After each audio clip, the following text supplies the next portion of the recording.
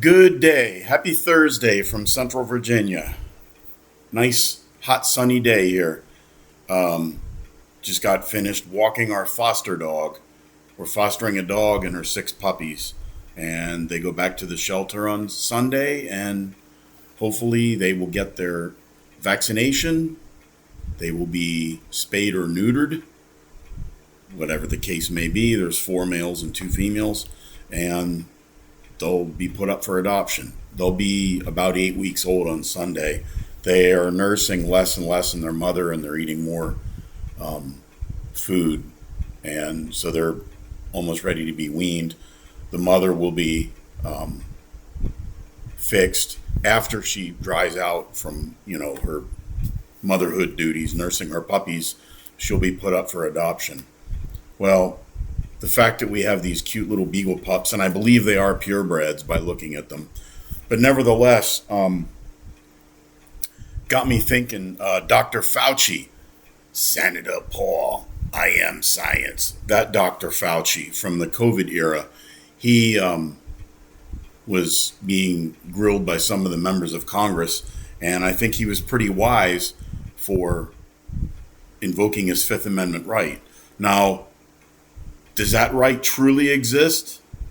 Is he immune? He did get a blanket pardon from Joe Biden. He got a preemptive pardon, but I'm not sure that's really going to fly because the president has an absolute power of pardon, but that's to pardon people from who were convicted of a federal crime. Well, Dr. Fauci wasn't charged with anything or convicted. So, how does that work? A pardon. How can you be pardoned for something that you didn't really do or you weren't adjudicated as doing? This is probably going to end up in the Supreme Court. But stranger things have happened. I mean, there was they tried to impeach Trump after he was out of office, which doesn't make any sense because he was a private citizen at the time. Ugh. Anyway, we live in some crazy times, but Dr. Fauci is known for being affiliated with doing some very nasty animal experiments on beagles. So I've never even been a big fan of beagles, but these are the cutest beagles you've ever seen. I mean, they are just adorable. Maybe I'll find a way to post pictures of them on my YouTube channel. I can't really go and bring them and I don't know. Maybe I'll post something from my cell phone. I don't know. But they are totally adorable. But nevertheless, something else going on interesting is the Iran conflict that was supposed to take a couple of weeks. It'll all be done in a couple of weeks. Well, that turned out not to be the case. The fuel prices right now are going up and down like Mr. Toad's Wild Ride. From what I understand, the strategic reserve is more than halfway depleted. And you're not supposed to use that to change gas prices. That's for, if there was a severe disruption in the supply of oil, we need that for the military and for vital transportation, government agencies, emergency services, and things like that. But when we do fill it back up, even if we could have enough oil to fill it back up right now, it's going to be at a much higher price. That's an issue. But we may have destroyed a lot of the military capacity of the Iranians. But think about it. For them to achieve at least somewhat of a victory, they don't have to come out and defeat us on the battlefield. Of course they can't do that. But all they need to do is make that Strait of Hormuz non-navigable or make it to where there's too much of a risk for ships to go through there. You're going to affect the insurance carriers that own the ships and the people in the crew. The people in the crew don't want to be, have their boat blown up and sank next to Oman while they're trying to go through there.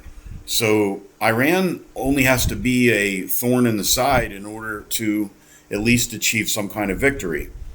Now, Donald Trump, I'm hoping that whatever you think of him, some people keep saying, oh, he's playing 4D chess. He hung the moon. Other people are like, well, he's acts like a 6-year-old. And they're on one day one person's right and the next day another person's right. But I hope he has good advisors. But what's going to happen is if he doesn't get this whole thing wrapped up by probably late September, because early voting for the midterm elections in many states is going to start sometime around September 25th, somewhere in the near the end of September. Some states have 45 days of early voting.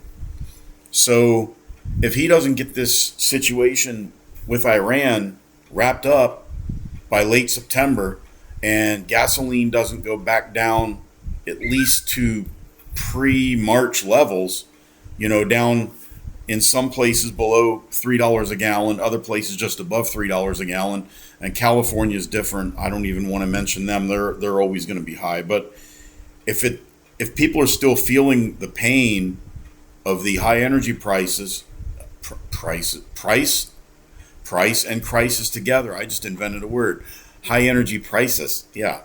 But if people are still feeling the burn of that, they're going to take their anger out on Trump, but Trump can't run again. He's essentially a lame duck.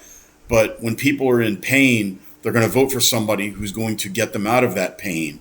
Now, some people who understand economics know that the Democrats, their solution isn't going to do anything because their goal is higher energy prices anyway. They want to raise taxes. They want to have open borders, most of them, and they want to expand the welfare state and print more money and borrow more money. It's kind of like, and the Republicans, some people in the Republican Party are liberty-minded and try to at least be somewhat fiscally conservative, but for the most part, the party has lost their way. People are disillusioned with the Republican Party. It's like they can't run a fever. But is voting for socialists and neo-Marxists, is that going to help? Do you want Hakeem Jeffries as Speaker of the House? Do you want AOC to run for president in 2028? She would make Gavin Newsom look like Ronald Reagan in comparison. We're in a world of hurt. And if the Republicans get shellacked in the midterm elections, who are they going to blame? They can't really blame the Democrats. The Democrats, they've got their strategy. Yeah, their party's disjointed. Fetterman's off the reservation a little bit. And there's some infighting between it's almost like the Bolsheviks against the Mensheviks. You've got the hardcore DSA people, we want to have communism, but they're not calling it communism. It's like communism light, a softer, watered down version of it. But, what are the Republicans doing? They're not offering they're not offering a plan. We can't just keep being involved in the Middle East. But there's so many things that don't make sense. You look at the war in Ukraine, okay? Billions and billions and billions of dollars funding Ukraine. Now there are some Republicans who are saying no, we can't do that, but they're not driving the bus. But you've got politicians in both parties want us to spend billions of dollars helping Ukraine and fortifying NATO so that they can protect Western Europe against Russian aggression, while Western Europe spends all that money buying energy, oil and gas from Russia, which lets Vladimir Putin, gives him billions of dollars to ramp up his military. Then you go over we've got the big thing with Israel going on. Right now, there's a lot of anti-Semitism. And yes, it is anti-Semitism in the case of some people who are like, well, we should throw Israel under the bus. We shouldn't give them any more money. Okay, I'm against foreign aid unless it's part of a treaty properly ratified by the United States Senate. I do believe Article 2 of the Constitution somehow mentions that. I think it's Article 2, Section 2, second clause or something like that. But treaties are supposed to be ratified by the Senate. The president is not Daddy Morebucks, where he just can dole out money to everybody. I understand they tried to cut USAID out, but there's still a lot of money going out. Yes, do we give Israel billions of dollars? Yes, we do. Now, you can argue for or against that, but we also send billions and billions more to Israel's adversaries. So it's like we're funding both sides of the war. It's like we're dealing drugs with the Bloods and the Crips at the same time, and expecting crime to go down. There's a lot of stuff we've got to get. We got to get a handle on this. Now, are we going to be Fortress America and be isolationists and stick our head in the sand? No, of course not. We can't do this. We can't do that. I do favor a more non-interventionist approach, but you can't just cut and run. We are involved. We have our tentacles in other countries. We've got agreements. There's trade. There's things that, we have to be cognizant about. Should we reduce our military presence overseas? Maybe. If we're talking about cutting the defense budget, which a lot of Democrats want to do that, but you can't cut the defense budget while you're sending the military to more places. So somewhere along the line, these two schools of thought have got to come together and have a Vulcan mind meld and decide, okay, what are we going to do? Are we going to make our military leaner and meaner? Are we going to involve ourselves further in conflicts? If there are ground troops needed in Iran, what happens? How far do we go with this before we need a declaration of war? The president does have a lot of latitude as commander in chief, but he just can't send us up to endless wars. And just point of reference, we haven't really had a declared war that we fought since World War II. In many cases, we're capable of winning wars, but we always seem to lose the peace. So who's getting rich of all this, from all this? Is it the defense contractors? Is it Israel? Is it the oil companies? They love it when the price of oil is higher, although they still make a very good profit when the price of oil is lower. People just don't seem to be upset about it. They feel like they're getting ripped off. But oil is a fungible commodity, and if there is a disruption somewhere else in the world, and let's say oil is selling for $110 a barrel in Europe, and it's only selling for 70 or 80 in the United States, guess what's going to happen? More of that oil is going to flow from the United States to Europe. There's also an issue with refining capacity, and that you can go down to into a rabbit hole with that, but our refineries are designed to handle a certain grade of crude. There's light sweet crude, there's heavy crude. Like oil from Venezuela, I believe, is a very heavy, rough crude. Oil from Libya is like light sweet crude. You can have a refinery that can handle the heavy crude and it can't refine light crude, and vice versa. So there's a whole lot of it. There's a refining capacity, there's the transportation of the oil. There's a whole lot of weird stuff going on that doesn't make sense on the surface because there's a lot of nuance to it. But as I sit here on this Thursday after I got finished walking the Beagle, getting ready to make lunch, we're in this really weird place. We got all this stuff going on with Israel. We got all this stuff going on with, the Iran situation. We've got the Russia-Ukraine thing. It's not really in the news, but it sure as hell hasn't gone away. And Ukraine has, against all odds, they've hit several places inside Russia. And in Russia right now, they're having fuel distribution problems. They've got more oil and natural gas than they could ever use, but they're having problems getting it. I haven't confirmed it, but somebody on YouTube had a video and it showed people lined up to buy gasoline in Russia. Now, I don't know where it was. I don't understand Russian. I don't speak it. But cars were lined up waiting at gas stations. And I think one of them was, I saw a sign with LUK oil on it, Luke Oil. That's Russian. And there's another big Russian oil company. I can't remember the name of it.